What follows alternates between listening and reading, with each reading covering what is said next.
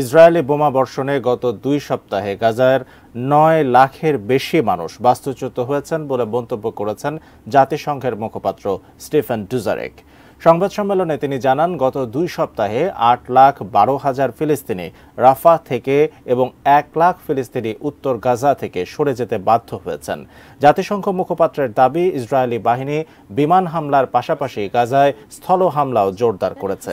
এই মুহূর্তে পূর্ব রাফা এবং জাবালিয়ায় তীব্র সংঘর্ষ চলছে।